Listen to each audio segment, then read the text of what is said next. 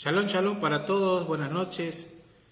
Aquí estamos nuevamente ya en este día miércoles, comenzando la tercera parte de esta enseñanza que he comenzado ya con ya el cuarto día. Hoy quiero hablar sobre la festividad de Bikurín, que tiene que ver con primeros frutos o primicias, ¿sí? Así que les bendigo a cada uno que pueda estar, y bueno, los que no pueden después ver los videos, el cual les recomiendo para los que por ahí no han podido o no entienden ciertas cosas que tienen que ver con el calendario profético de Dios, de Levítico 23. Le recomiendo que pueda ver los videos anteriores donde estuve haciendo una introducción a la fiesta de la primavera. Ahí hay mucha información en cuanto a este tema. Luego después estuve hablando sobre la primera fiesta que tiene que ver con Pesaj, ¿sí? O conocido como Pascua. Si bien no es lo mismo Pesaj que Pascua, pero para que se entienda, estoy hablando de esa festividad. El lunes que pasó, el lunes 22, estuve enseñando sobre la festividad de Hamatzot, que tiene que ver con panes sin levaduras, lo que significaba el contenido o el sentido profético de la festividad. Siempre apuntando, como dice la Escritura, que las fiestas son citas divinas, son encuentros proféticos, son los tiempos señalados, los moed de Dios, es el Cairo de Dios, donde el Eterno dice que tendrá un encuentro con su pueblo. Así que es importante estudiar, comprender el contexto de cada festividad, poder entenderlo desde una mirada profética, ya que todos aquellos que hemos creído en nuestro Mesías Yeshua, Él cumplió la festividad de primavera, que tiene que ver con Pesaj, Hamatzot, Bikurín y Shavuot, ¿sí? Así que la idea de esta serie de enseñanzas sobre las festividades es poder traer claridad sobre cada una de ellas, aportando un poco más para poder entender, ya que estamos en tiempos donde el eterno Dios nos está despertando, nos está alineando a sus tiempos, y todos aquellos que hemos caminado o estamos caminando en la senda del Mesías, estamos creyendo en el mover profético. Creo que las fiestas son el ingrediente que estaba faltando, porque si queremos entender la primera y la segunda venida de Yeshua, tenemos que ver las fiestas. Si queremos entender y comprender lo que Yeshua hizo en la cruz, la redención, todo eso, tenemos que ver las fiestas. Entonces no podemos separar las fiestas, que la Escritura dice que eran sombras de lo que había de venir. Entonces no podemos quitar la sombra de aquello que iba a venir, que es Yeshua.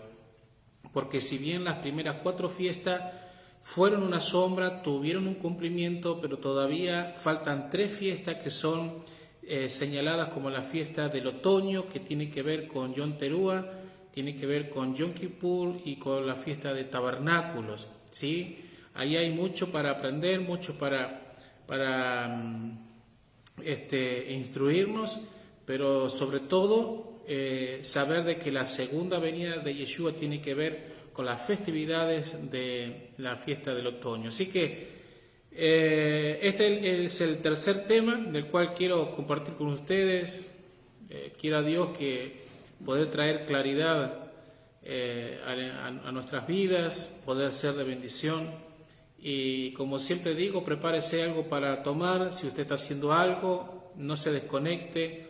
Si usted ve que el internet por ahí se corta, no se haga problema, tratamos de seguir, así que no se desconecte, no se pierda, porque creo que en esta noche como las demás enseñanzas, nuestro Padre, nuestro Abba, nos va a hablar y nos va a direccionar hacia el propósito que Él tiene para su pueblo. Así que la fiesta de primicias, ¿sí? Recordemos, haciendo más o menos un recuento o habíamos visto sobre Pesaj, sobre Hamasó, y ahora es la fiesta de Bikurim, ¿sí? La fiesta de primeros frutos.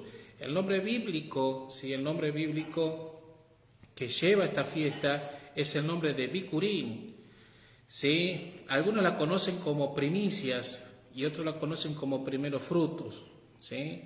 Entonces, la festividad de Bikurim o primeros frutos es una festividad muy profética, muy significativa para el pueblo de Dios. Recordemos que las fiestas eran y son señales que nos van indicando el camino para poder guiarnos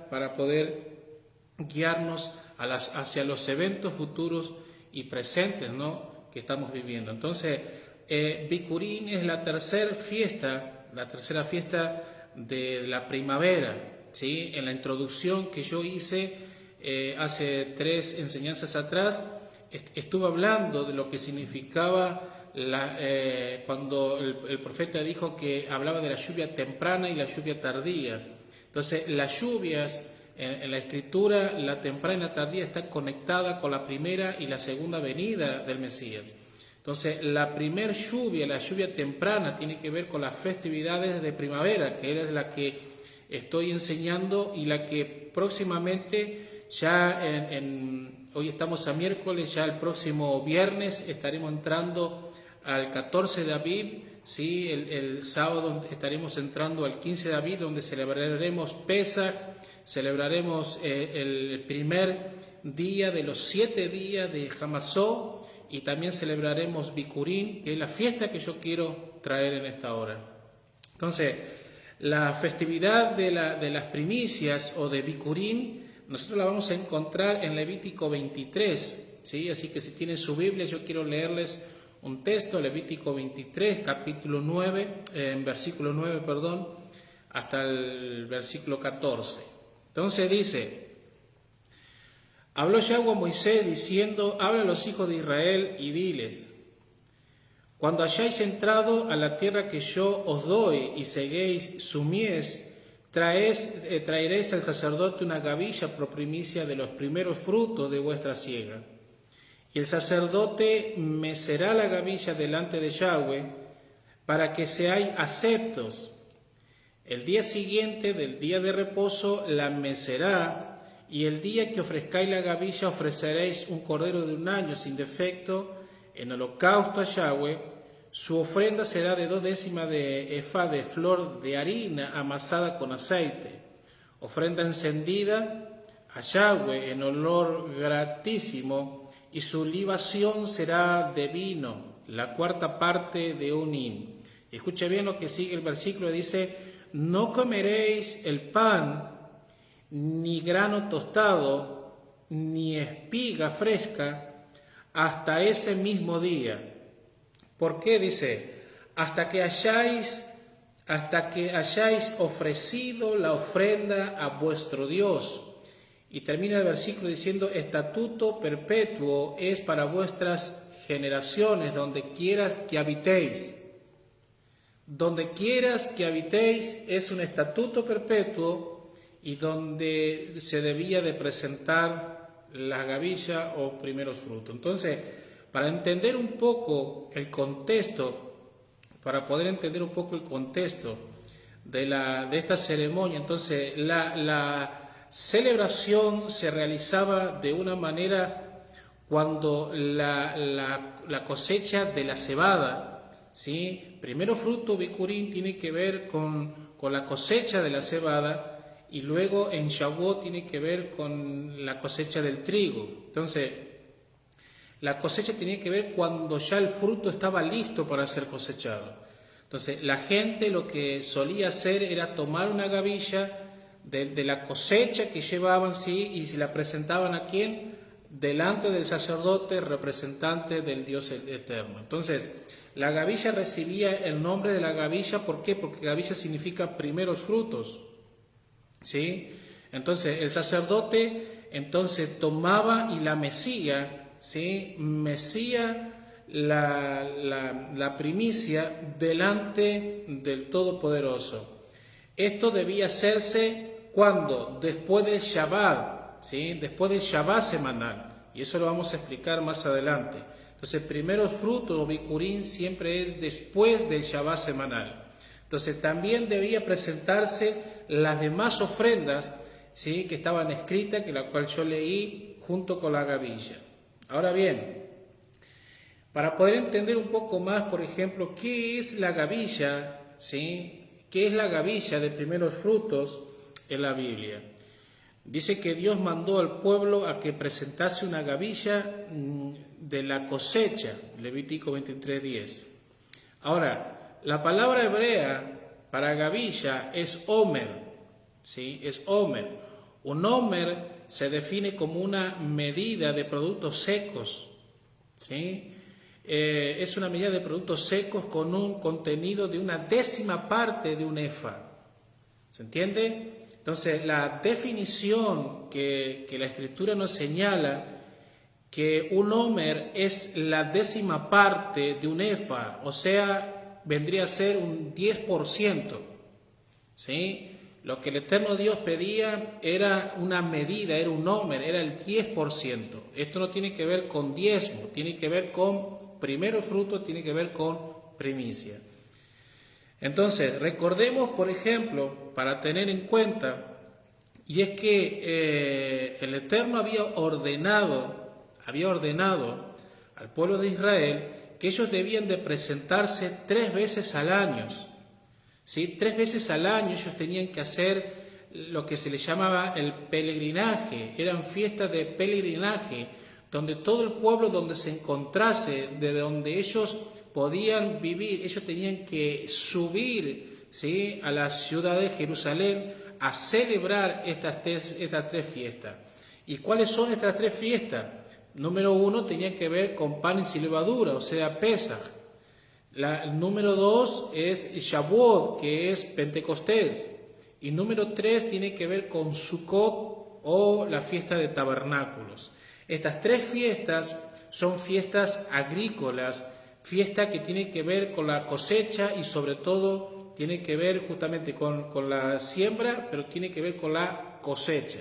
En estas tres fiestas el pueblo estaba cosechando y cada vez que el pueblo cosechaba tenía que presentarse ante Dios para traer una medida, tenía que traer una primicia. Entonces, cuando hablamos de bikurim, ¿sí? Y recordemos que en los videos anteriores decía que si bien Pesaj tiene que ver con el 14 de Aviv o el 14 de Nisan, pero Pesaj nuclea todo lo que son las festividades de primavera hasta Shavuot. Entonces, la primer fiesta de peregrinaje donde el pueblo tenía que traer su cosecha era la cosecha de la cebada, cuando en la festividad de Bikurim, que es después del Shabbat semanal, continuación del primer día de Hamasot. Entonces, la segunda cosecha o la segunda que el pueblo tenía que presentar las primicias era la cosecha de trigo. Esta cosecha de trigo se daba en Shavuot, ¿sí? Conocida como Pentecostés. Entonces, ambas fiestas, tanto Shavuot como primeros frutos, se celebraban en el tiempo de la vendimia, se celebraban en el tiempo de los primeros frutos.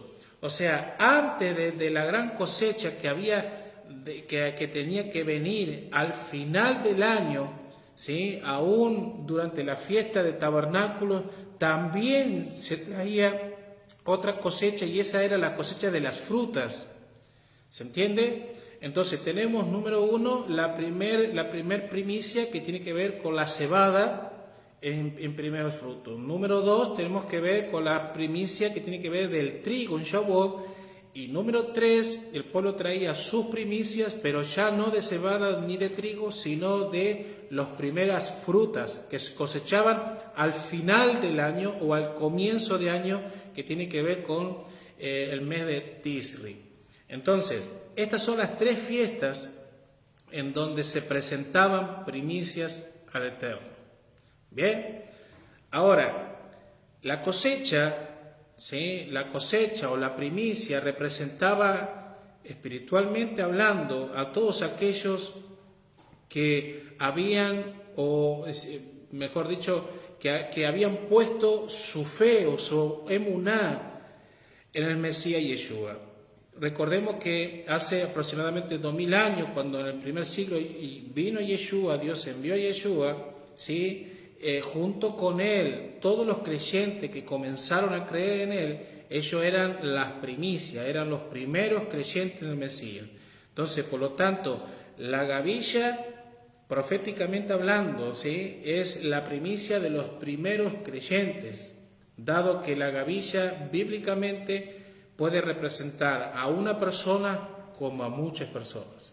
¿Se entiende? Entonces, espiritualmente, una gavilla o el primer fruto hace también alusión a las personas creyentes en el Mesías. Ahora, la nación de Israel estaba familiarizada con el concepto de los primeros frutos. Y primero fruto tiene que ver con primogénito, ¿sí?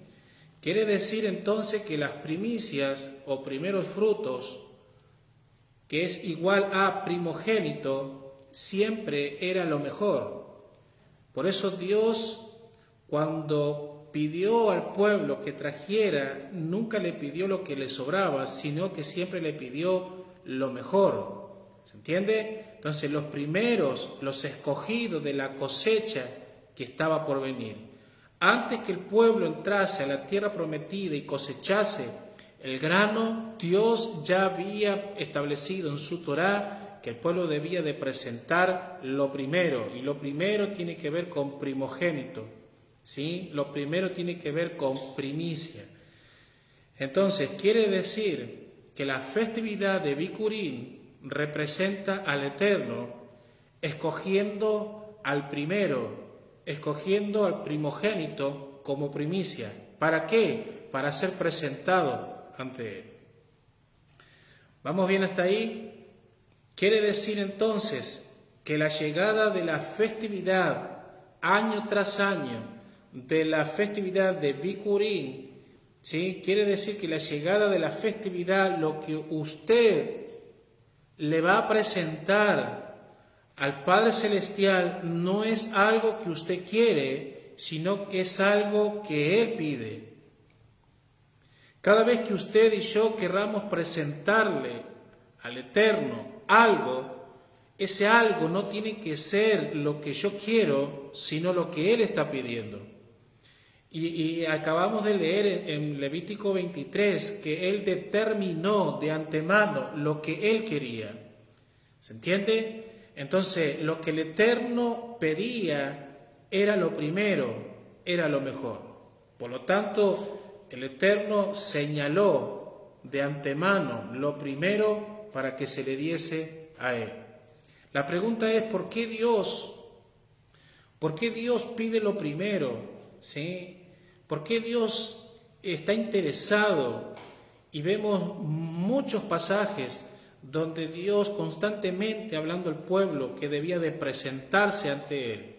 Y muchos pasajes diciendo, no te presentarás delante de mí con manos vacías.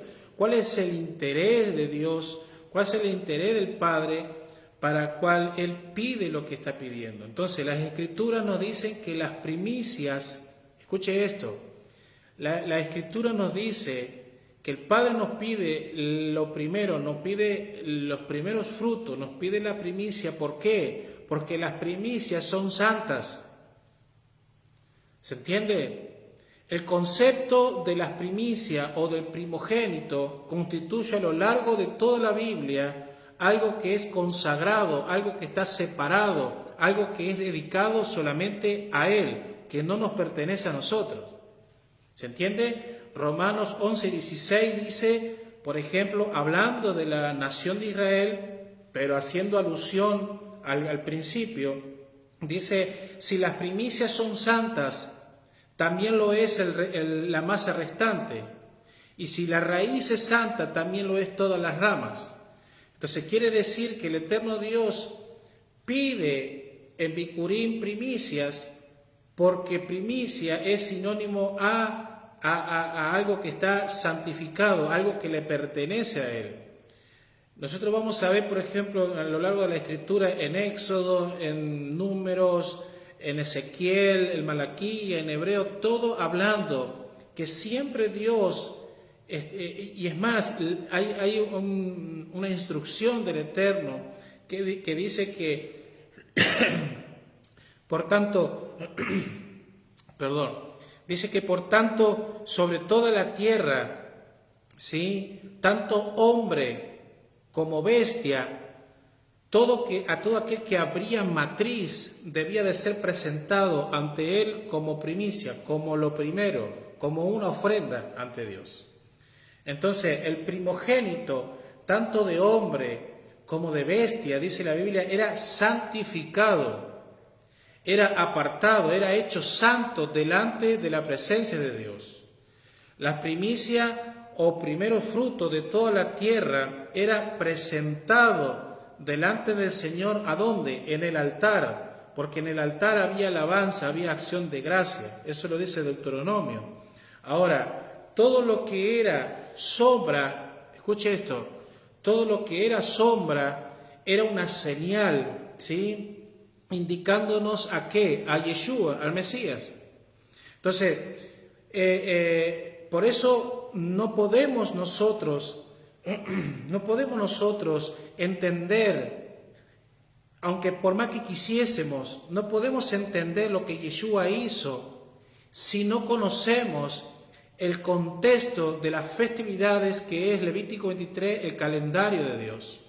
Las fiestas son proféticas, son una señal, son sombras. La Biblia dice que son sombras, pero no para descartarla, sino que son todas señales que nos llevan a conectarnos con el Mesías. Entonces, cada vez que celebramos una fiesta, no lo hacemos porque por un rito, por algo tradicional, por algo que querramos. No. Lo hacemos porque estamos siendo parte del plan profético de Dios. Lamentablemente, muchos, ¿sí?, creen conocer al Mesías. Muchos creen conocer a Jesús o a Cristo, como le llaman. Creen conocer lo que, en la totalidad de lo que es la obra redentora de lo que Él hizo, pero sin embargo niegan, rechazan las señales, la sombra que los llevan al Mesías. ¿Se entiende? Y lamentablemente no podemos decir que conocemos el final. No podemos decir que conocemos el final sin tener necesidad de conocer el principio. Por ejemplo, no podemos ir a tal lugar a conocer si no conocemos la ruta que nos va a guiar a ese destino. Entonces nosotros en una fe errada en la iglesia mucho tiempo creíamos que conocíamos al Mesías, que conocíamos a Yeshua, a Jesucristo, pero nunca supimos verdaderamente si era o no era. ¿Por qué? No porque tuviéramos en duda que Él era, porque sí, pero nunca tuvimos alineado con aquellas señales que nos iban a garantizar que Él era el que había de venir, como dijo Juan el Bautista. ¿Se entiende? Por ejemplo, muchos creen haber llegado al final a conocer al Mesías, a tener intimidad con el Mesías, o sea, a Yeshua, sin haber transitado el camino que lo lleva al Mesías. ¿Me explico? Lo que quiero decir es que si no conocemos el camino, si no conocemos las señales, si no conocemos las sombras, podemos llegar a un final, podemos llegar a creer en un Mesías que no es. Creo haberme explicado. De hecho, el mismo Yeshua profetizó y dijo que en los últimos tiempos muchos, aún los escogidos, iban a ser engañados. La pregunta es si creemos, si nosotros creemos, ¿sí?, valga la redundancia, creer en el Mesías y etcétera, y creemos que la sabemos toda, como el mismo Yeshua dice que en los últimos tiempos varios de los escogidos iban a ser engañados. Vamos. Creo que es lo que le ha pasado al pueblo de Dios por mucho tiempo.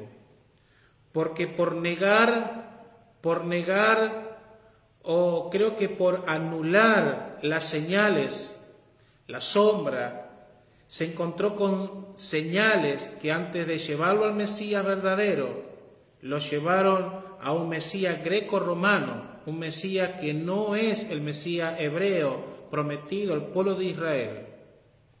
¿Se entiende? Lamentablemente el pueblo de Dios por muchos años estuvo guiado por señales y lo llevó a un Mesías greco-romano con vestiduras romanas, a un Mesías que diciendo que era el Hijo de Dios, pero que rechazaba la Torá, que rechazaba la instrucción, diciendo que ya no es el tiempo de la ley, porque el que está en la ley está bajo maldición.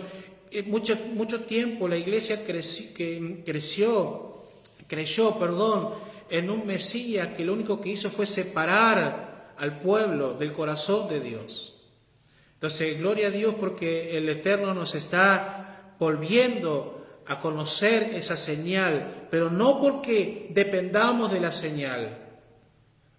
Por favor, no porque creamos en la señal. Yo no estoy diciendo y no ponemos nuestra confianza en la señal, pero necesitamos conocerla para llevar, porque nos van a direccionar, nos van a guiar hacia lo que Yeshua hizo y nos van a direccionar hacia la segunda venida de Yeshua y cuando estemos con Él y reinaremos con Él.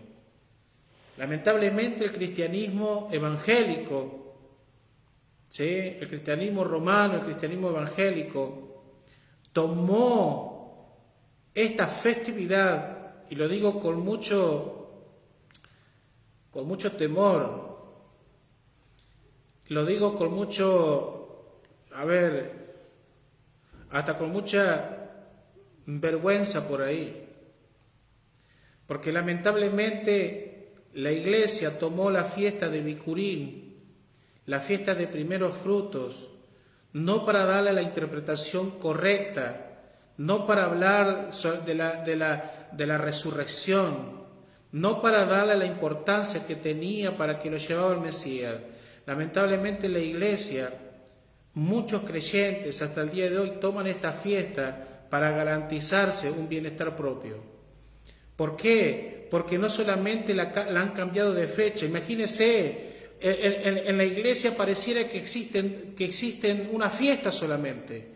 Cuando usted le habla de celebrar la fiesta, lo único que celebran es Semana Santa, que todavía no es Semana Santa, que está errado, y segundo, la fiesta de las primicias. Vamos. Pareciera ser que en la iglesia lo único que se conoce y está vigente es la fiesta de las primicias. Y encima ponen dos fechas, que es al comienzo de año y a mitad de año, cuando la gente toda sabe que se cobra el aguinaldo. Perdón.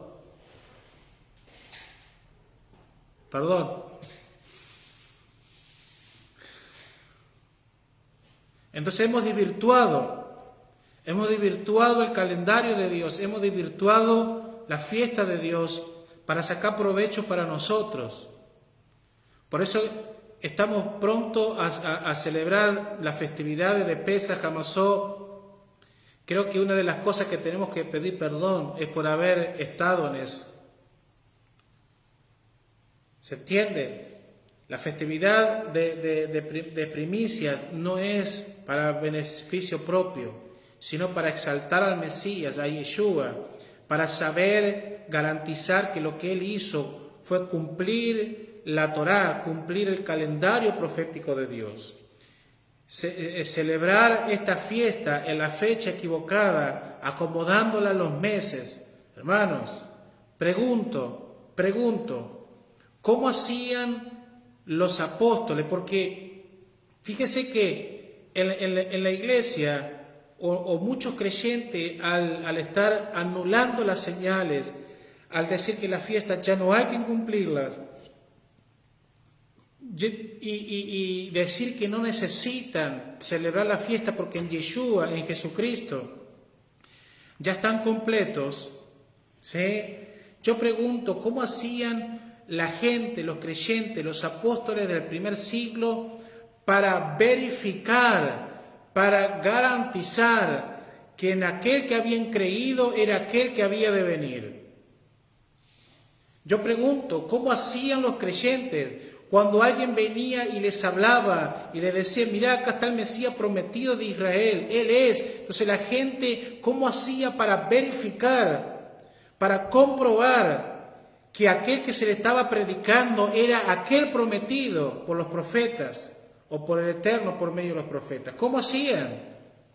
Entonces encontramos en Hechos, capítulo 2, versículo 4, dice, cuando Yeshua va caminando el camino de Maús, dice, y no era necesario, y Yeshua le dice a estos dos que van caminando, dice, no era necesario que el Mesías padeciera estas cosas y que entrara en su gloria.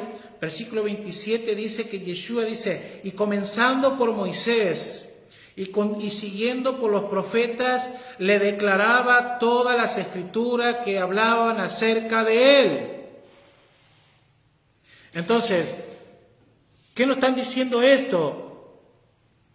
Hermanos, ¿qué está diciendo esto? Que desde Moisés y por todo el Tanakh, por todo el Antiguo Testamento, Yeshua les estaba hablando a los que iban camino en Maús, les estaba hablando y les estaba diciendo, mira lo que dice el Moisés, mira lo que dicen los profetas, mira lo que dicen los salmos, todos están hablando de mí. Entonces ahí ellos entendieron, porque dice que se le abrió el entendimiento y ellos pudieron comprender por medio de la Escritura. Entonces la pregunta es, ¿cómo hacían ellos?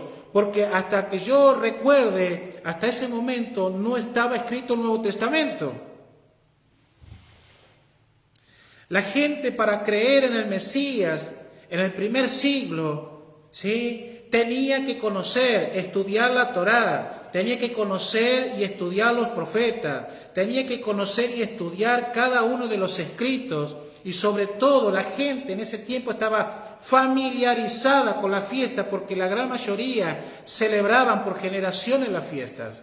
Entonces cuando los apóstoles venían, el mismo Pablo, ¿cómo hacía para predicar a los gentiles y a los mismos judíos que le decía, pero Él es el Mesías prometido? ¿Sí? Cuando había sabios de Israel y contradecían todo lo que decía. Entonces Pablo les hablaba, ¿sí?, habiendo escrituras que señalaban proféticamente eventos que señalaban al Mesías. ¿Se entiende? La fiesta de Bicurín o primeros frutos nos hablan y nos señalan la resurrección del Mesías verdadero, de Yeshua. ¿Se entiende? Yeshua celebró la fiesta de Bicurín. ¿Por qué decimos que Yeshua celebró la fiesta de Bicurín? Claro que la celebró. ¿Por qué? Porque Él mismo se presentó ante el Padre luego de haber resucitado como primer fruto, primero de la resurrección.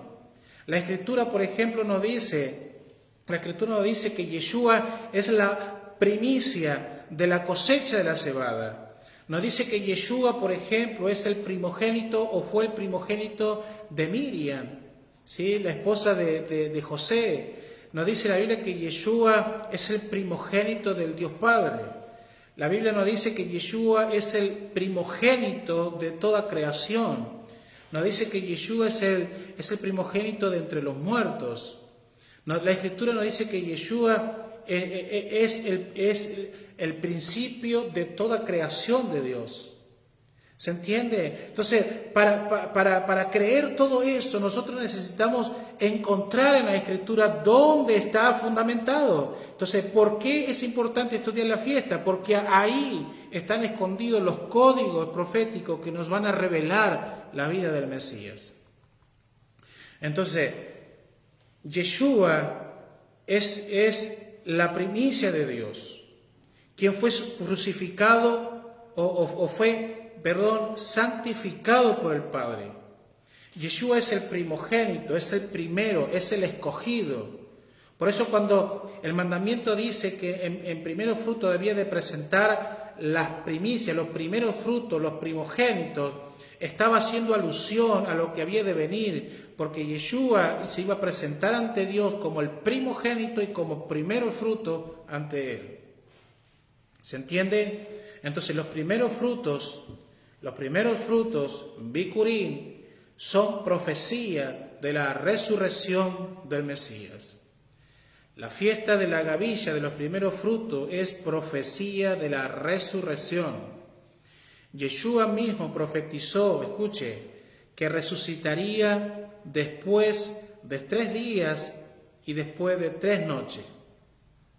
La señal que Yeshua dio ahí en Lucas 24, en Mateo 12, él dice que la señal es la señal de Jonás.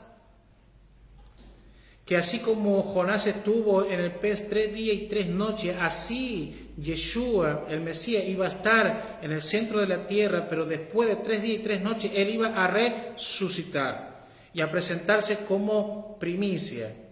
Entonces, el Antiguo Testamento ya estaba hablando, el Tanakh o el Antiguo Testamento ya estaba hablando de una sombra, figura de un gran acontecimiento del cual iba a suceder, ¿sí?, en el primer siglo como lo conocemos. Entonces, dado que Yeshua fue crucificado en el madero, ¿sí?, y todos conocemos que él fue crucificado en Pesaj, o mejor dicho, en Pesaj fue cuando se tomaba el cordero y entre las 2 tardes se sacrificaba, ¿sí?, y luego después del 14 de Nisan, que comienza el 15, comienza la fiesta de Hamasot, de panes y levadura, Yeshua fue sepultado, él removió el pecado, quitó el pecado, y después del Shabbat semanal, en primeros frutos, en la fiesta de Bikurim, en la fiesta de Bikurim, él toma y resucita, ¿sí?, dando cumplimiento profético a esta festividad. ¿Se entiende? Entonces, esta fiesta cayó después, o mejor dicho, la fiesta de Bikurim, dice Levítico que debía de celebrarse después del Shabbat y del Shabbat semanal, durante la festividad de Pesaj, ¿sí? Entonces, Yeshua es llamado, o a Yeshua se le llama la primicia de aquellos que han resucitado de los muertos. ¿Se entiende? ¿Vamos bien hasta ahí? Dice el texto, mas ahora el Mesías ha resucitado de los muertos. Primicia de los que durmieron es hecho, porque por cuanto la muerte entró por un hombre, también por un hombre la resurrección de los muertos. Porque así como en Adán todos mueren, también en el Mesías todos serán vivificados. Pero cada uno a su debido orden. Yeshua la primicia, luego los que son del Mesías en su venida. ¿Se entiende? Yeshua resucitaría. O sea, la pregunta que a mí me surge es, ¿Yeshua resucitaría cualquier día? ¿Cualquier día en el calendario iba a resucitar?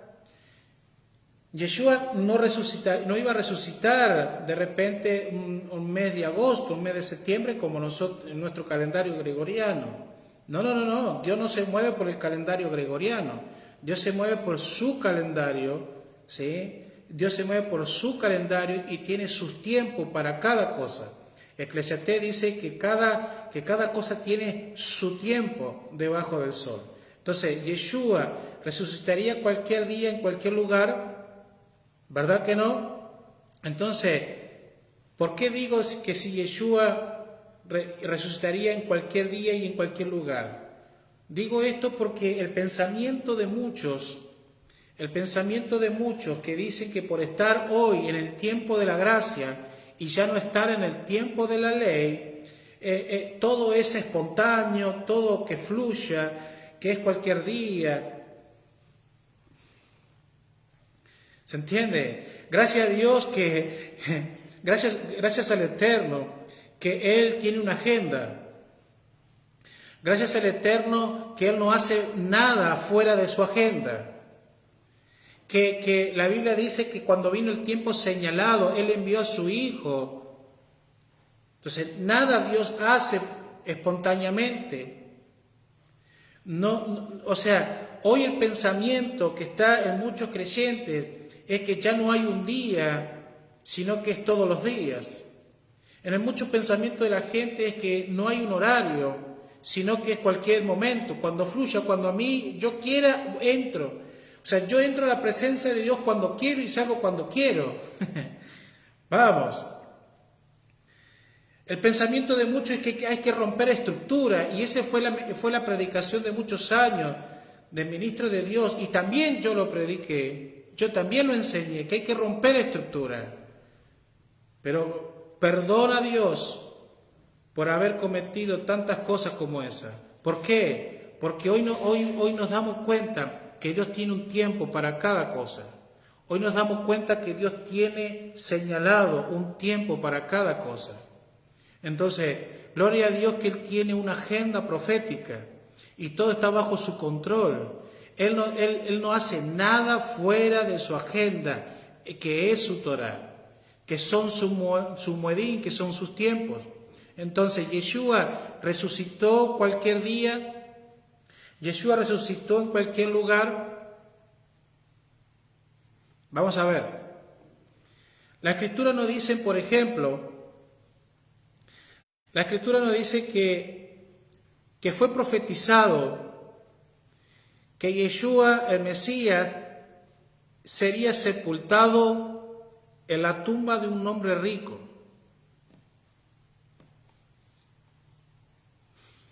Isaías 53, versículo 9, escuche lo que dice. Isaías 53, versículo 9 dice, y se dispuso con los impíos su sepultura. Escuchen, y se dispuso con los impíos su sepultura, mas con los ricos fue en su muerte, aunque nunca hizo maldad ni hubo engaño en su boca. Entonces, Yeshua fue sepultado, ¿o por qué Yeshua fue sepultado? Porque la Escritura dice que Él fue sepultado en la tumba de un tal José de Arimatea.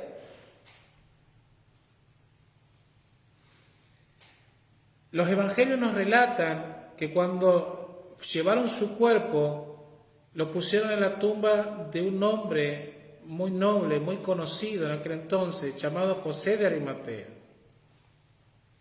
Ahora, ¿por qué fue puesto Yeshua en la tumba de José de Arimatea?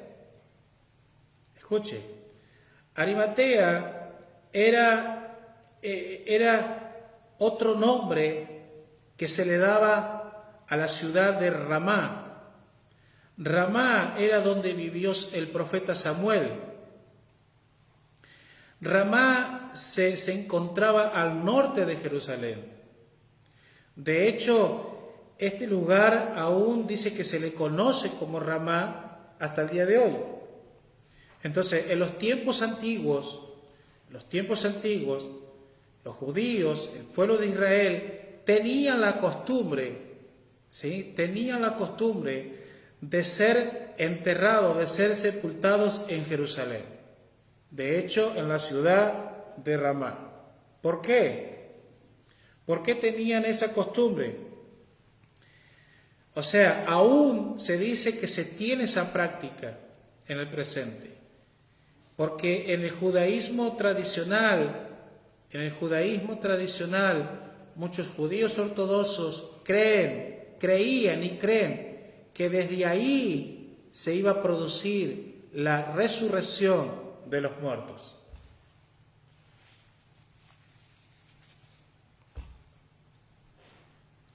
Ahora,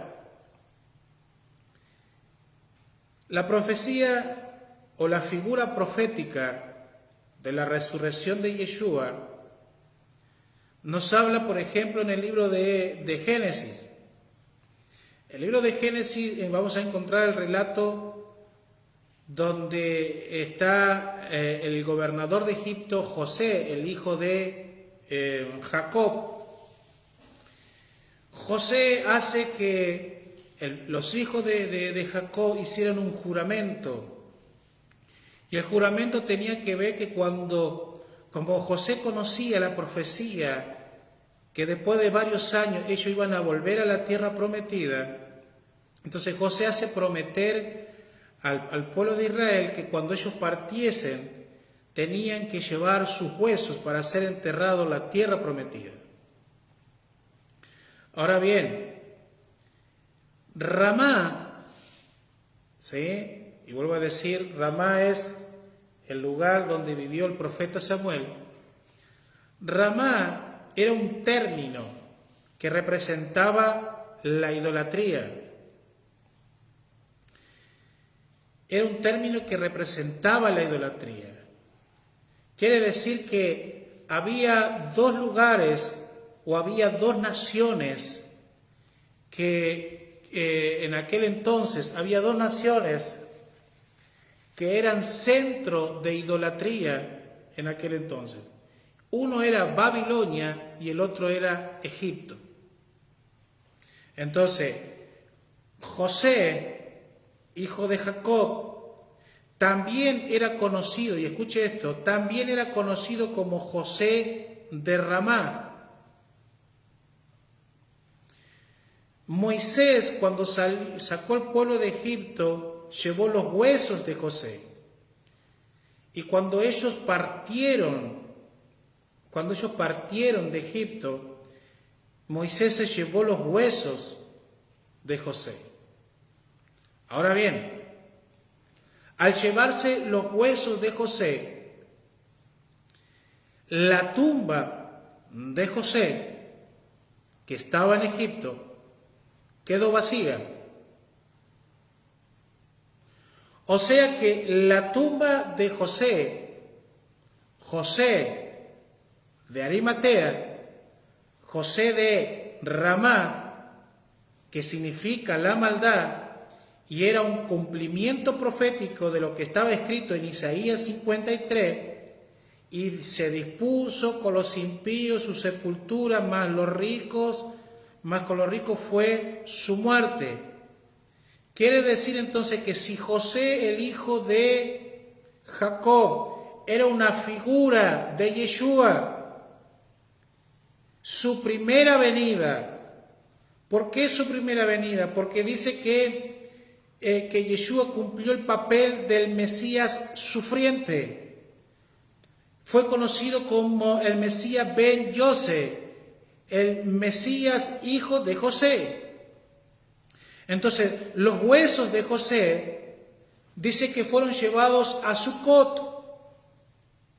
Y Sucot es una figura profética de la era mesiánica, también conocida como el reino milenial. También es una imagen de Yeshua siendo el Mesías Ben, hijo de David. Entonces, ¿qué significa todo esto? Que por qué Yeshua fue sepultado en la tumba de José de Arimatea, José de Ramá, porque era algo profético. Era algo profético. Había una profecía que había que cumplirse, estaba delante de nuestros ojos.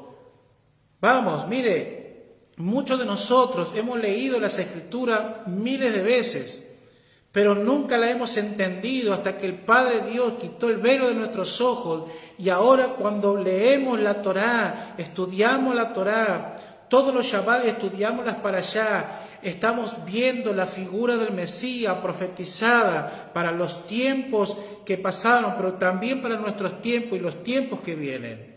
Nunca vamos a ver la Biblia de otra manera que no sea algo profético. Entonces, los huesos la tumba de José en Egipto quedó vacía, figura del Mesías. A José se le llamaba José de Ramá, que fue donde fue sepultado Yeshua.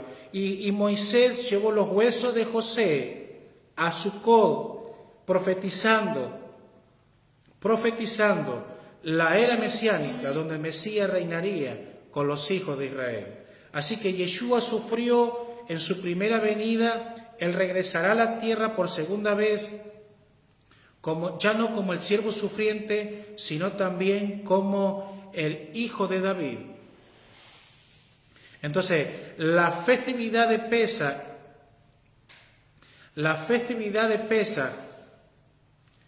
la pregunta que yo hago, ¿la festividad de Pesaj es lo mismo que Semana Santa?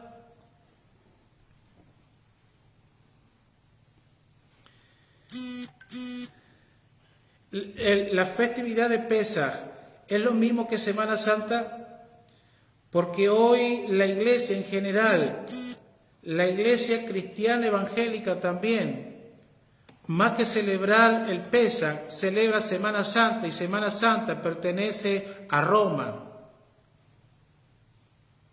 El cristianismo plantea, escuche esto, el cristianismo plantea a un Jesús que murió un día viernes. El cristianismo plantea que el día sábado fue puesto la tumba y el domingo fue domingo de resurrección. ¿Es verdad eso? ¿O es una enseñanza de Roma? Tenemos que recordar que el emperador Constantino cambió la fecha de Pesaj y le cambió el nombre por Pascua, ¿sí? Entonces, el emperador Constantino dice en su carta que a él le parecía indigno celebrar tal festividad tan solemne el mismo día que la celebraban los judíos. Quiere decir entonces que el emperador Constantino lo que hizo fue cambiar la fecha, cambiar el nombre, y lo que la iglesia, aún cristiana evangélica de hoy, celebra es algo establecido por Constantino y no por el mismo Dios.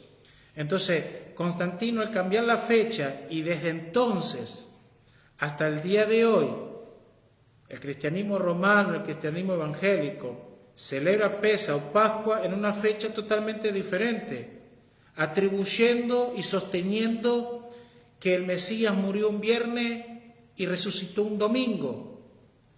Por eso es que de ahí se toma que el día del Señor es el domingo. ¿Es verdad esto o qué dice la Escritura?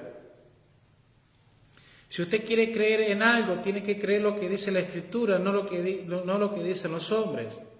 Entonces, la Escritura nos muestra que Yeshua murió en Pesaj. La Escritura nos muestra que Él fue sepultado al comenzar el primer día de panes sin levadura. Y la Escritura señala que el día de la festividad de primeros frutos, Yeshua resucitó. Ahora, ¿resucitó Yeshua al amanecer del primer día del domingo? ¿O Yeshua resucitó al final en el atardecer del Shabbat? Aunque las Escrituras no nos dan algo tan exacto, podemos deducir, según los relatos bíblicos, que la resurrección del Mesías, la resurrección de Yeshua, tuvo lugar en el Shabbat, al atardecer del Shabbat. ¿Por qué razón? Porque las profecías, vuelvo a decir, las profecías claramente hablan de 3 días y hablan de 3 noches. O sea, Yeshua dijo que sería como la señal de Jonás, 3 días y 3 noches. Ahora, si tenemos que deducir o tenemos que analizar, tenemos que ver cuándo comienza el día en el calendario bíblico. Y en el calendario bíblico Dios estableció que el día comienza al atardecer, a la caída del sol, hasta el otro día a la caída del sol. Entonces nunca pudo Yeshua morir un viernes y resucitar un domingo. como lo plantea la Iglesia. Porque si contamos del viernes al domingo solamente tenemos 2 días. Pero si contamos de la caída del sol hasta la caída del sol, ¿sí? O sea, no nos da la cuenta. Entonces, para que nos dé la fecha exacta, tenemos que contar 3 días y 3 noches. Y para eso tenemos que ir y investigar un poco más. Y para que nos den 3 días y 3 noches, eso concuerda con que Yeshua murió y fue crucificado en el calendario gregoriano un miércoles a la tarde, un miércoles entre las 2 tardes, aproximadamente 3 p.m. ¿Se entiende? Si usted cuenta desde el miércoles 3 días y 3 noches, usted le va a dar al final del Shabbat semanal. Entonces, en la semana en que Yeshua murió y resucitó, Pesaj fue un miércoles y primeros frutos fue un día domingo, pero no porque ser día domingo, sino porque el día domingo fue la festividad de primeros frutos, fue la festividad de Bikurim. ¿Cómo sabemos eso? Mire, si vamos al Génesis, vamos a entender que, el profeta Daniel dice que el Mesías moriría a la mitad de la semana. Si vamos a lo que dijo el profeta Daniel, dice que a la mitad de la semana iba a cesar la ofrenda. ¿Se entiende? Iban a cesar los sacrificios. También en la mitad de la semana fue creado el sol y la luna en Génesis. Exactamente cuando, el día cuarto. El día cuarto equivale al calendario gregoriano, el día miércoles. Entonces, ahí estamos sacando bíblicamente el día que Yeshua murió. Entonces, Yeshua vino al final, si fue en la mitad y fue un miércoles, proféticamente hablando, dice la Biblia que un día son como 1000 años. Entonces Yeshua Dios irrumpió la tierra enviando a Yeshua aproximadamente a los 4000 años de la creación del mundo. ¿Se entiende? Por eso de Yeshua en el año 4000 hasta el 2000 hay 2000 años más y estamos pronto a entrar en la era mesiánica. Entonces, si hablamos espiritualmente, entonces, si contamos desde el miércoles 3 días y 3 noches, nos va a dar que Yeshua resucitó al final del Shabbat semanal, comenzando el día de primeros frutos.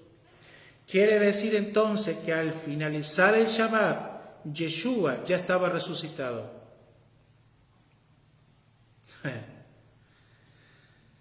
Ahora mire, la confusión se provoca de alguna manera, en el cristianismo se provoca cuando leemos un pasaje de la Escritura que dice que las mujeres fueron a la mañana del primer día de la semana y el cuerpo de Yeshua ya no estaba. Entonces se interpreta que Yeshua resucitó en el primer día de la semana por ser el primer día de la semana y por ser domingo en el calendario gregoriano. Entonces, es de ahí entonces que se toma que el Mesías resucitó el primer día de la semana. Y se pone que el día del Señor ahora es el domingo. Eso es totalmente falso. Yeshua murió un miércoles 14 de Aviv, ¿sí? Día de Pesaj, 3 días y 3 noches, resucitó al comenzar el primer día de la semana, es decir, al atardecer del día sábado. ¿Se entiende? Cuando ya estaba comenzando primeros frutos. Yeshua murió exactamente, hermano, Yeshua murió exactamente el día ordenado por el Padre. Yeshua no murió cualquier día, Yeshua murió el día señalado del Padre, el día 14 de Aviv, el día 14 de Nisan. Y fue puesto en el sepulcro en el día de panes sin levadura y fue resucitado en la primeros frutos, la fiesta de Bikurim.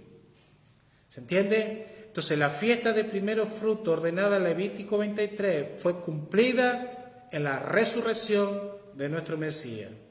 Entonces, para ir avanzando, mire, ¿en qué consistía esta fiesta? Cuando la cebada y el trigo estaban listos para ser cosechados, las personas tomaban una gavilla de la cosecha y la llevaban al sacerdote, y la gavilla recibía el nombre como primeros frutos. El sacerdote entonces tomaba la gavilla y la mecía delante del Señor, ¿sí? Entonces, esto debía hacerse, esto se debía de hacer, ¿cuándo? Después del Shabbat semanal. Dice que en aquel día Yeshua fue ofrecido al Padre, así mismo como la primicia, 1 Corintios 15:20. Entonces, hay un pasaje. Escuche esto, hay un pasaje en la Escritura que nos van a marcar y que quizás muchos de nosotros no tomamos en cuenta y pasamos de largo, pero tiene un gran contenido profético que tiene que ver con esta festividad. Ahí en Juan capítulo 20, versículo 17, dice que Yeshua, cuando vino María Magdalena al sepulcro, ¿sí?, y quiso tocar a Yeshua, Yeshua le dice, no me toquéis porque todavía no he subido al Padre. ¿Se entiende? Cuando María Magdalena quiso tocar a Yeshua, Yeshua le dice, no me toques porque todavía no he subido al Padre. Ese mismo día, al atardecer, Yeshua se le presenta a los discípulos y él mismo hace que sus discípulos toquen sus manos. La pregunta acá es, ¿por qué Yeshua dijo que no lo toquen? Porque tenía que subir al Padre. Iba Yeshua a subir lo que llamaríamos la ascensión. Entonces, cuando entendemos que Yeshua resucitó un día domingo, pero no por ser día domingo, ¿se entiende? Yeshua resucitó un día domingo, pero no por ser el día domingo, sino por ser la fiesta de primeros frutos, la fiesta de Bikurim. Es cuando toman sentido estas palabras, cuando le dice a María Magdalena, no me toquéis, porque todavía no he subido al Padre. En aquel momento Yeshua se iba a presentar delante del Padre Celestial de la misma manera que en el templo la gente estaba presentando las primicias al sacerdote para ser mecida delante de Dios. ¿Se entiende? ¿Cuál era la ofrenda que Yeshua iba a presentar delante de Dios? Su propia vida. Yeshua se presentó a sí mismo como primicias y regresó para concluir su obra redentora. Mas ahora Yeshua ha resucitado. Entonces, ¿en qué consiste la festividad de Bikurim o de primeros frutos? Consiste en darle lo mejor al Todopoderoso. ¿En qué consiste la festividad de Bikurim? La festividad de Bikurim consiste en darle al Eterno, darle lo mejor, darle lo primero. Le doy un ejemplo. Si usted quiere invitar a alguien a su casa un día a comer un asado, un rico asado, nosotros los argentinos nos encanta mucho la carne, comemos unos asados extraordinarios. Pero si usted quiere invitar a una persona importante para usted y lo invita a comer un asado, cuando usted compra una buena carne, usted asa la carne, la hace lo mejor, y cuando usted va a servir, usted a su invitado le da la peor parte. Usted dice, bueno, este asado que está medio quemado se lo voy a dar acá a mi invitado, total no se va a dar cuenta. El pedazo de carne que está medio crudo se lo voy a dar, total, y lo mejor me lo voy a quedar para mí.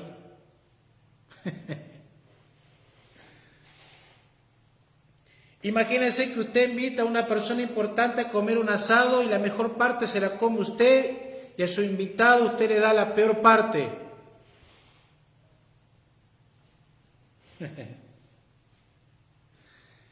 ¿Verdad que no funciona eso así?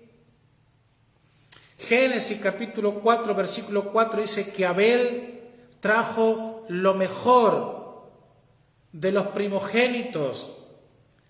¿Sí? Trajo lo mejor de los primogénitos para entregárselo a la persona más importante.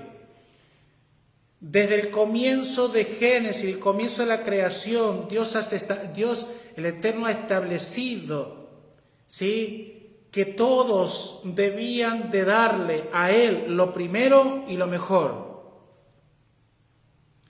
Esto no tiene que ver con dinero. Si usted relaciona lo mejor y lo primero con dinero, usted no entendió nada. Esto no tiene que ver con dinero, tiene que ver con el corazón. ¿Se entiende? Esto tiene que ver con el corazón. Nunca podremos darle lo mejor y lo primero a nuestro Abba, a nuestro Padre Celestial, si primero no le hemos dado nuestro corazón. Lo que el Padre está haciendo en estos tiempos de restauración es hacer volver el corazón nuestro al de Él. Lo que el Padre Celestial está haciendo en este tiempo de restauración es volver el corazón de los hijos hacia los padres. El mensaje profético que hay ahí es que nos hemos puesto el título de hijos, pero nuestro corazón sigue estando con nosotros y no con Él. Vamos. Solo una persona que haya entregado su corazón sin mezquindad al Eterno podrá darle a Dios lo que Él está pidiendo. De lo contrario, si tal persona no le ha entregado su corazón, cuando Dios le pida, le va a dar lo peor. Le va a dar lo que le sobra. Por eso Dios no se agrada de sacrificios, se agrada de aquellos que tienen que ver con obediencia. Cuando el eterno Dios estableció dar la gavilla, tenía que ver con lo primogénito, con lo primero, con lo mejor, porque eso le pertenecía a Él. Entonces, antes de darle algo al Todopoderoso, asegúrese que Él tiene su corazón. Entonces, ¿por qué Dios pide los primeros frutos? ¿Por qué Dios pide los primeros frutos? El Padre no puede, escuche, el Padre no puede pedir algo que antes Él no lo haya dado primero. Nuestro Padre Celestial pidió la vida de Yeshua como primicia porque Él ya la había dado primero. Él nos dio a Yeshua y luego nos pide a Yeshua. ¿Se entiende? El Eterno no hace nada fuera de la Torá. Él mismo cumple la Torá porque Él es la Torá viviente. Si Él te pide primicia es porque Él te dio primero.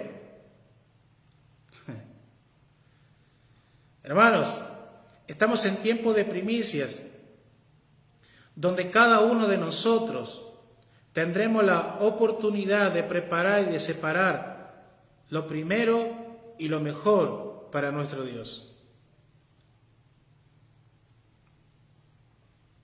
¿Se entiende? Hay algo muy interesante y quiero ir terminando, y por favor aguánteme unos 10 minutos, 15 minutos, porque quiero ir terminar y yo sé que esto va a ministrar mucho en nuestros corazones. Hay algo muy interesante en la festividad de Bikurim. Levítico 23, versículo 9 dice, escuchen, dice: y habló Elohim a Moisés diciendo, habla a los hijos de Israel y diles: cuando hayáis entrado a la tierra que yo os doy y segaréis su miel, traeréis al sacerdote una gavilla por primicia de los primeros frutos de vuestra siega. Y el sacerdote mecerá la gavilla delante de Elohim para que seáis aceptos. El día siguiente del día de reposo mecerá. Dice, en holocausto a Yahweh, su ofrenda será 1/10 parte de efa de flor de harina amasada en aceite, ofrenda encendida a Yahweh, olor grato. Su libación será de vino, la 4ª parte de un hin. Y escuche lo que dice aquí, porque esto es clave. Dice, no comeréis el pan ni el grano tostado, ni espigas frescas hasta el mismo día. No comeréis todo esto, dice, hasta que hayáis ofrecido la ofrenda a vuestro Dios. Y esto será estatuto perpetuo por todas vuestras generaciones donde se encuentren. Recordemos que esta festividad es una festividad agrícola, es una fiesta agrícola, tiene que ver con la agricultura. Significa que las lluvias es fundamental en ese tiempo, ¿sí? Entonces significa que las lluvias eran fundamentales para tener una buena cosecha. Ahora, para los que estamos familiarizados, o mejor dicho, para los que no estamos familiarizados con las grandes lluvias, normalmente una persona cuando no está acostumbrado a las grandes tormentas, a las grandes lluvias, cuando aparece de repente bastante lluvia, la persona tiene miedo. Yo nací en un lugar donde cuando llovía estaban días, y yo tengo un registro en mi mente de haber estado 2 semanas sin parar la lluvia, con truenos, refusilos, rayos, 2 semanas saliendo bajo la lluvia para ir a comprar, etc. Las lluvias eran muy grandes, yo me crié de esa manera. Hoy estoy en un lugar geográfico donde las lluvias son escasas y veo cuando la gente, por ejemplo, se viene una tormenta y se asusta mucho. Es más, cuando la gente no está acostumbrada a esto, cuando vienen unas grandes tormentas, es como que automáticamente quiere que pare porque le causa miedo. Pero sin embargo, en el contexto de esta gente, del pueblo de Israel, en aquellos tiempos, cuando se venían las grandes lluvias, la gente salía a celebrar. Salía a celebrar porque las lluvias representaban grandes bendiciones, porque hacían que sus cosechas fueran en abundancia. Entonces el Eterno les mandaba abundante lluvia para que ellos pudieran tener abundante cosecha. Cuando llegaba la festividad de Bikurim, cuando llegaba la festividad de primeros frutos, el Eterno Dios dice que ellos tenían que recoger la cosecha, ellos tenían que recoger la abundancia, pero sin embargo, ellos no podían comer de esa cosecha hasta después de haber traído lo primero, las primicias, y dársela al Todopoderoso. ¿Qué significa esto? Significa que no podían participar, no podían comer, no tenían el acceso a las cosechas hasta que las primicias no eran entregadas. Recordemos que 50 días después, ellos tendrían la segunda cosecha, ya no de cebada, sino una cosecha de trigo, y la cosecha de trigo era mayor que la cosecha de cebada, porque la cosecha de cebada normalmente era para la gente humilde, para la gente pobre, pero la cosecha de trigo, el trigo solamente tenían acceso los ricos, tenían acceso los reyes. Y gloria a Dios porque dice la Biblia que Dios nos hizo una nación de reyes, nos dio acceso al trigo. Pero, ¿qué es lo que pasa? Que el acceso al trigo, el acceso a la mayor abundancia no se podía tocar hasta que no era entregada la primicia en Bicurí. Ellos no podían participar de la cosecha del trigo si la cosecha de cebada no había sido presentada como primicia. ¿Cumplió esto Yeshua? Claro que sí. Vuelvo a decir, Yeshua le dijo a María Magdalena, no me toquéis, porque todavía no he subido al Padre. ¿Se entiende? Quiere decir entonces que María Magdalena, escuche esto, quiere decir que María Magdalena ya quería tomar del fruto de la resurrección. Pero Yeshua le dijo, no, todavía no es tiempo de tomar el fruto de la resurrección, porque todavía yo no me he presentado, no me he entregado como primicia ante el Padre. Vamos. Nunca, escuche esto, nunca usted puede, nunca, a ver cómo decirlo, usted y yo nunca nos debemos de quedar con algo que es santo, que es consagrado, que está dedicado a Él. ¿Me escuchó? Las primicias son santas. La primogenitura es santo y es dedicado, separado para Él. Y escuche lo que le voy a decir. Nunca te quedes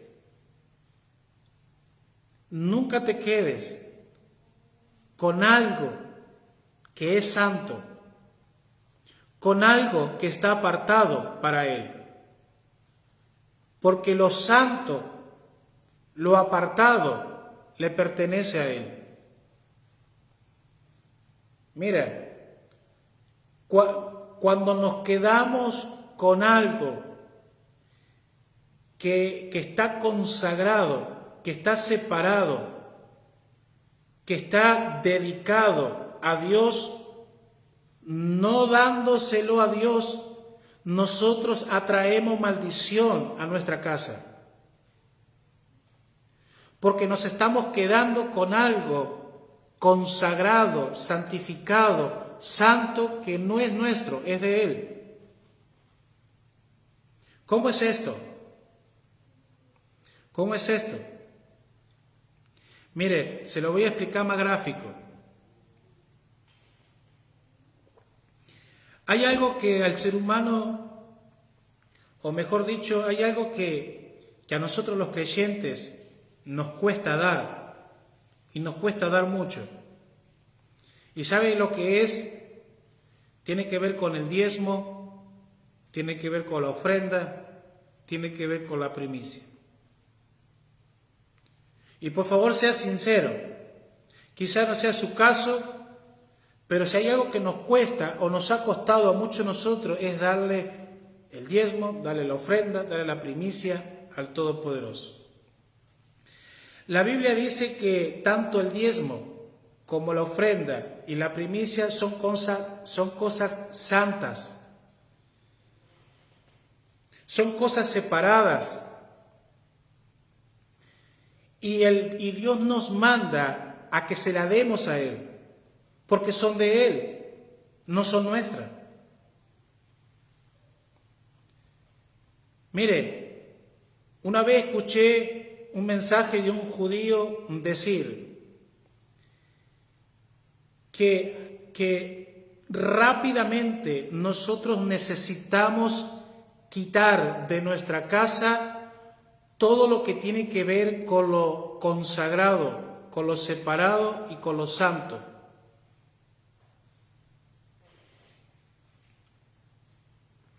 Porque si nosotros no quitamos de nuestra casa lo santo, lo consagrado, ¿sí?, vamos a traer maldición a nuestra casa. Y estoy hablando específicamente del área financiera, económica. Este judío decía que rápidamente, si el diezmo es santo, si la ofrenda es santa, si la primicia es separada, dice rápidamente hay que sacarla de nuestra casa y dársela a él, porque si no se la damos vamos a acarrear maldición.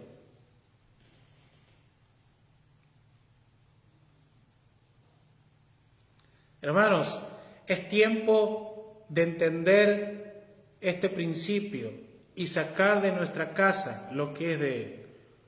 Una de las cosas que se hacían en la fiesta de primeros frutos, escuche, una de las cosas que se hacían en la fiesta de primeros frutos al final del día era cortar la cebada para ser entregada. Al final del día cortaban la cebada para ser entregada como primicia. Yeshua fue cortado de la tierra al final del día, pero la Biblia dice que por la mañana siguiente recién fue visto por María Magdalena y otras mujeres. Y concluyo con esto. Y acá tenemos algo que me volvió loco en el día de hoy, y por eso se lo quiero compartir.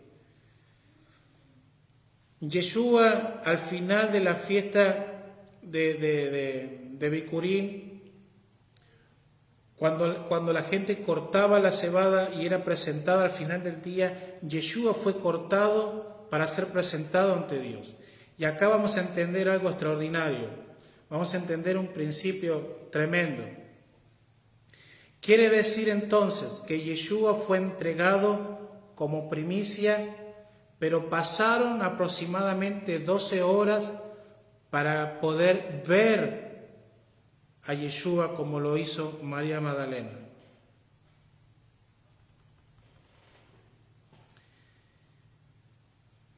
Escuche, pero aunque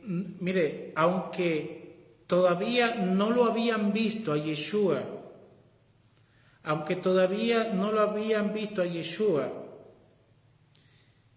la festividad de Bikurim marcaba una señal. La festividad de Bikurim, de primeros frutos, marcaba una señal. Había una señal que ya había sido dada en el momento que presentaron las primicias. Lo que quiero decirte es que tú tienes que asegurarte en saber cuál es la señal. Usted y yo tenemos que asegurarnos cuál es la señal. Aunque tarde un poco, vamos a ver los resultados.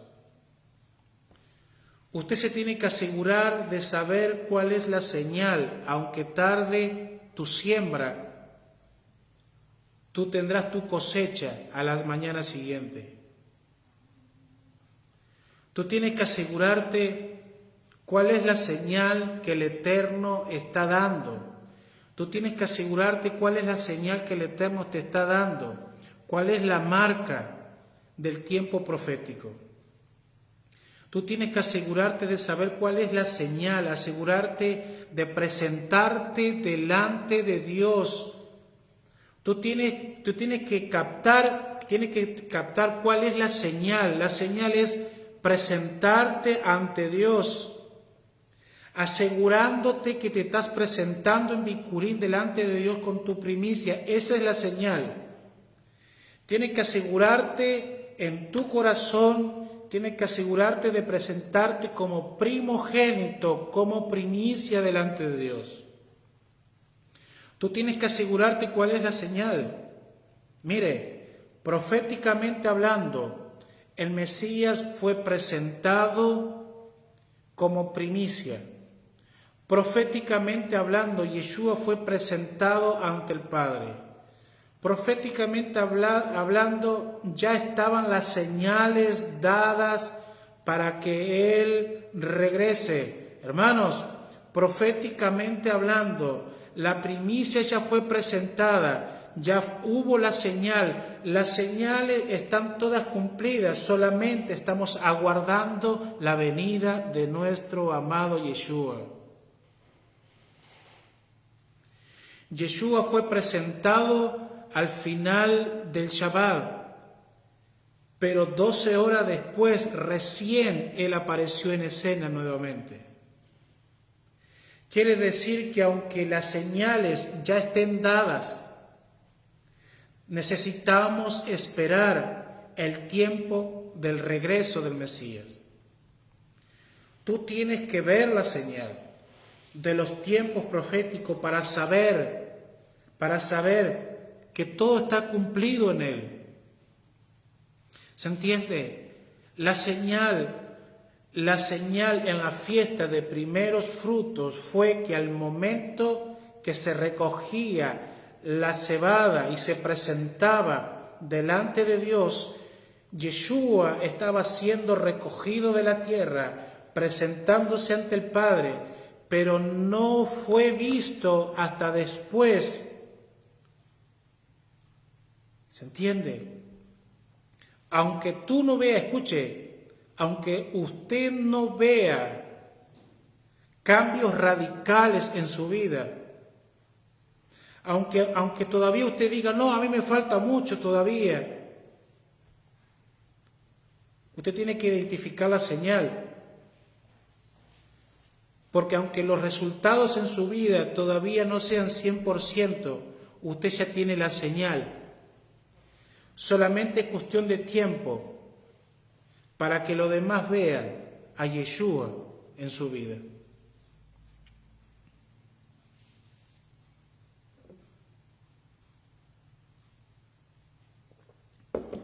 Te animo que en este Bikurim, en este próximo sábado a la caída del sol, cuando estemos celebrando el primer día de Hamasó, pero también el primer día de Bikurim.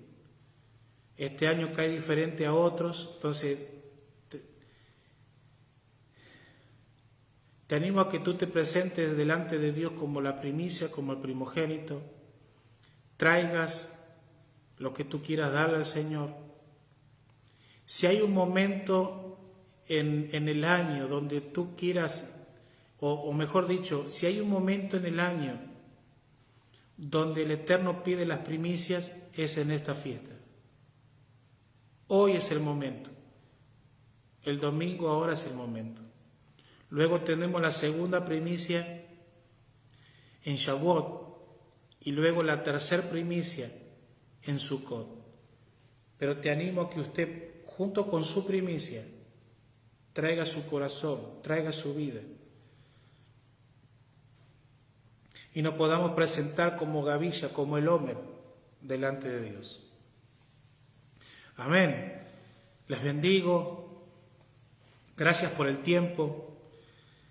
He terminado esta serie de enseñanzas sobre la fiesta de primavera. Me falta la de Shavuot, porque Shavuot entra dentro de la festividad de primavera.